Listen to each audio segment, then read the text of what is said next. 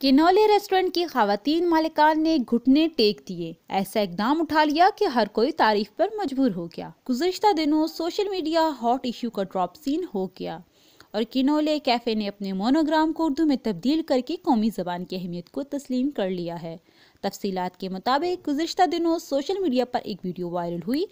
जिसमें इस्लामाबाद के एक निजी कैफे की मालिकान सिर्फ ठीक तरीके से अंग्रेजी न बोल पाने की वजह से कैफे के मैनेजर को शदीद तज़हीक का निशाना बना रही थी। वीडियो के सोशल मीडिया पर आते ही ये कुछ ही देर में सोशल मीडिया का हॉट इशू बन गया, जिसमें आम आवाम के अलावा सेलिब्रिटीज़ और खिलाड़ी भी शामिल हो गए। सोशल मीडिया से निकलकर यह एहतजाज कैफे के सामने पहुंच गया और सिविल सोसाइटी की जानिब से होटल के सामने उर्दू और पंजाबी का मुशायरा मुनक्कद करवाया गया। ताहम शदीद रद्द-ए-अमल के बाद किनौले कैफे की इंतज़ामिया ने लोगों पर अपने नाम को जो पहले अंग्रेजी में था उर्दू में तब्दील कर दिया है, जिससे ये पैगाम दिए जाने की कोशिश की गई है कि कैफे इंतज़ामिया कौमी ज़बान के बजाय अंग्रेज़ी ज़बान को दी जाने वाली हद दर्जा अहमियत पर नादिम है और कौमी ज़बान की अहमियत को समझते हुए अपने लोगों को